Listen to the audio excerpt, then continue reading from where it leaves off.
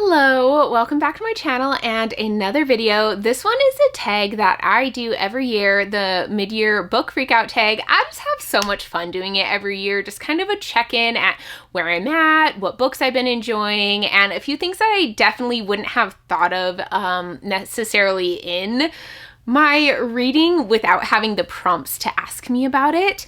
This has, how many prompts does it have? 13. This has 13 prompts that I'm going to answer, and some of them I don't have answers for, unfortunately, but most of them I do.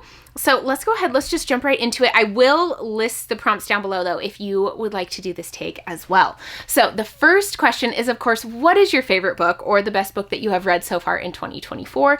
And for that, mine is a very, very recent read. I just finished this yesterday. Sorry, I just got my hair cut today, and so it's like falling in my face a little bit more than I'm used to. So if I'm playing with a little much, my apologies. But my favorite read that I've read so far is a book that I just finished yesterday, and that is Of Blood and Fire by Ryan Cahill. Sorry, this is the broken binding edition, and it has the protective covering on it, so it's super reflective of the sun. But this book is essentially Aragon for adults, and that is quite an accurate description of it, honestly. It has some really great character work in it, and we kind of get the same thing as we get in Wheel of Time, Aragon, some of like the Faithful and the Fallen series. I'm trying to think of other books that I've had this in. Lord of the Rings, where you just kind of sit with your characters, get to know them at the beginning, become invested in them and their lives, and then the bigger things start happening, right? So you can have some more emotional attachment to these characters, this world, these people, before it jumps into the main plot of it. And I think that he did it really well in this book. This is a very easy to get lost in fantasy world. I also feel that this book could be a really good starting point for anyone who would like to jump into adult fantasy but doesn't want anything too complicated, because I think the way that the author presents the world, the backstory, the history, all these things are very easily digestible, and we kind of get it a little bit more slowly, and it's not dumped on us quite as much and just given to us as it's needed.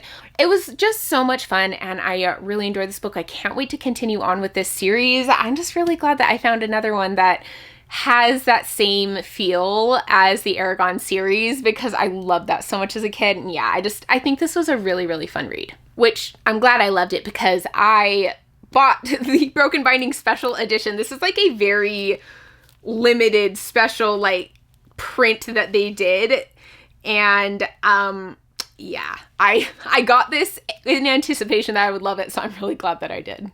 The next one is the best sequel that you have read, and this one, I don't have the book with me right now because I gave it to my mom. She wants to read the series, but that is Wrath by John Gwynne. This is the fourth and final book in the Faithful and the Fallen series. I absolutely loved this series. It was so good. This world is just amazing. John Gwynne has created this huge epic world, and it just feels so real. The different characters, the politics, the interactions between the important people within this, it's just like all feels like it could be a real world because of the way that John Gwynne has put so much effort and time into creating it and crafting it throughout these books. This is a Norse-inspired adult high fantasy series that is set in a world where this god war is supposed to happen, and there's prophecies, there's these like angels versus demons type vibe to it, and it is just so much fun. It is so good. There's so many characters in it that I absolutely love. I will say though that it has a lot of different character perspectives in it, and it can be kind of overwhelming towards the beginning until you kind of get comfortable in the world, but I absolutely love this series, and I think this was an amazing conclusion.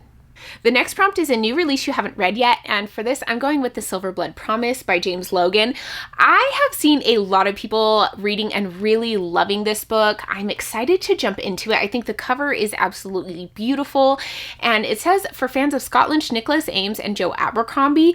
I have not read any of those authors, but I have heard other people who have read this say that if you like Mistborn, you might enjoy this one. And I absolutely love Mistborn. I think that the premise sounds so good, and I just need another big, epic, high fantasy series that I'm going to fall in love with. So I'm really hoping that this could be it. Our fourth prompt is most anticipated release for the second half of 2024, so that hasn't come out yet. Now, of course, my answer is the Fifth Stormlight archive book, Winds and Truth. I am so excited for this book. I cannot wait for this to come out. But aside from that one, which is my obvious answer, I'm going to go with Lady Macbeth by Ava Reed. I have absolutely loved all three of the books I've read by Ava Reed. She is one of my all-time favorite authors. I feel like if she writes it, I'm going to love it. Her writing style, her character work, the atmosphere, it's just all what I love in books. I read A Study in Drowning at the end of this last year, I believe, and it was so amazing. I can't wait for her to release this next book. She is just one of my all-time favorite authors, and yeah, I think this is going to be one I'm really, really going to love. So aside from Stormlight Archive, which is an obvious answer, I would say Lady Macbeth. Next prompt is the biggest disappointment so far in 2024, and this one isn't necessarily a book, it's a fan fiction, but Manacled. I tried reading this, and honestly, at the beginning, I was really enjoying it. I was starting to get kind of invested. I was having a good time with it. I was reading on an airplane, and I think it was very fitting for that time, but I just got bored. It drug on and on and on. And in my head, I was like, this needs editing. Like, this needs to be cut shorter. Like, this has too much repetitiveness. Like, it needed editing. But also, I was like, this is a fan fiction. You don't edit fan fictions because they come out like a chapter at a time or whatever however they release them. So in my head, I'm trying to tell myself like, no, you have to like give it some grace. It's a fan fiction. This is the way they are. But I'm just so used to books and not fan fictions. And it was just dragging for me, and I had to actually DNF it. I think that might be my only DNF of 2024 so far. But this is like 1,000-page book or something. I don't know. It's so long if you actually turn it into like book format. And I was like, I can't keep pushing through. I was so bored. So unfortunately, Manacled, because I was really looking forward to it. Next on the flip side is biggest surprise of 2024 so far. And for me, that would be Truth and Other Lies by Lyra Wolf. I'd never heard of this book. This was one that my sister sent to me in our book exchange that we did. And I really enjoyed this book. It was so much fun. It was witty. It was funny. I had a great time with the characters. I think that they were well done and well crafted. And honestly, I think it was just because I didn't have much expectations going into this one is why I was so surprised by it. But this was so good. I'm definitely going to be continuing on with this series. I'm excited to read some more. And yeah, overall, this was just a great time that I guess I didn't have expectations. So I was surprised. I enjoyed it so much. For the next prompt, it is favorite new author. And for this, I would like to put up Ryan Cahill, but I've only read one book by him. So I feel like it's hard to say this is a favorite new author if you've only read one book by them. So I'm actually going to say R.J. Barker. I read Gods of the Weirdwood, and I really enjoyed this book. I thought this was so much fun. The atmosphere, the setting, the writing, the characters, like all of it just worked for me. I read The Bone Ships a while back, and I didn't continue on with the series because it wasn't finished at the time, and I was like, oh, I'll just wait for it to be finished, and now I've kind of forgotten I should jump back to that one. But I really enjoyed The Bone Ships when I read it, and then I loved this one, so I'm gonna say this is gonna be new favorite author. I don't know, it's really hard for 2024 because I'm thinking back to like 2023 as well, but I'm gonna go with R.J. Barker just because I really loved this book and had such a good time with it, so I wanted it to like be on here in some aspect. So yeah, this is what I'm going with. Even though I've only read 2 of his books and not even his completed trilogy, it's gonna count. The next one I don't have an answer for, and that is my new fictional crush. I don't really get fictional crushes from book characters. I have some that I really love, and every once in a while it will happen, but I don't have one for you. Sorry. Then we do have new favorite character, and I think I'm going to go with Max Antarius from Daughter of No Worlds. I don't have the cover for this one. I have looked for it. I don't know I don't know where the cover to this book went. I have lost it apparently, but I really liked his character in here. His little bit of grumpiness, getting his backstory made me really just love him and have such a soft spot in my heart for this character. He tries so hard to be good, but also has some like practicality and realism to him. And I just think he was a very emotionally engaging character, and I had a good time with this book. This was a really good read, and I think he was just such a great character. The next prompt is a book that made me cry, and I'm not saying there wasn't one, but I cannot think of one right now. Like, I can't think of a book that made me cry this year. I could be wrong, but I don't think there is one. So we're going to jump on to the next prompt, which is a book that made me happy. And that one I'm going to put on Can't Spell Treason Without Tea. This was my Patreon buddy read for the month of June, and it was cute. I love cozy fantasy, and this is a story following these women that run away together from their very demanding lives that they had to open a tea bookstore, and it's just so sweet. I really had a great time with this. I like the cozy fantasy to throw in between my like a little more intense high fantasy, and this just really like scratched the itch, hit the spot, and I was happy while I was reading this book. It was such a great time, and I'm glad that my patrons chose this one.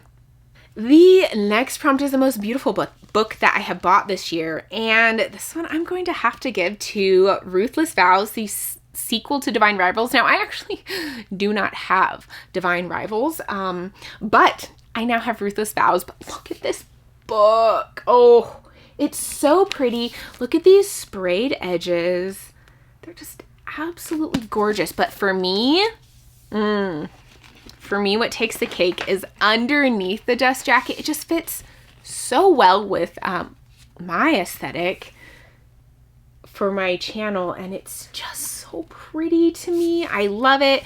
It has this gorgeous artwork. I hope you can see it because I can't see if it's in frame. Oh, it's the same on both sides, but I just think that this book is gorgeous. I love it. It brings me joy. So yes, this is going to be the one. And the final prompt on here is for a book that I need to read before the end of the year. Now, I chose two for kind of like different reasons. One of them, I am pretty sure has been on before. I could be wrong, but I'm pretty positive it has. And that is Master Artificer by Justin T. Call. This is the sequel to Master of Sorrows.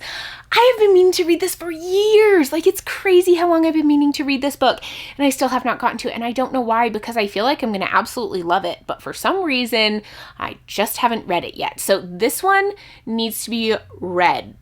I just have to. The other one is one that I'm just really excited about, and I think I'm going to absolutely love it, and that is The Spear Cuts Through Water by Simon Jimenez. I have seen this book on TikTok quite a bit, and people have loved it. Like, I haven't seen anyone who doesn't love it. And also, look at the flop of this book. Isn't it so good? I absolutely love it. So this one definitely needs to be read. I think this is one that I'll really enjoy based on what people have said about it. I just keep putting it off again to like the perfect time. I know y'all hear me talk about that all the time, but I'm a perfect time type reader, and I need to kind of break out of that a little bit. So yeah, that is the end of the book tag. Let me know what your favorite read of 2024 has been so far, and books that you're anticipating releasing in the second half of 2024, so I might keep my eye out for them as well. Thanks so much for watching. I'll see you in my next one. Bye.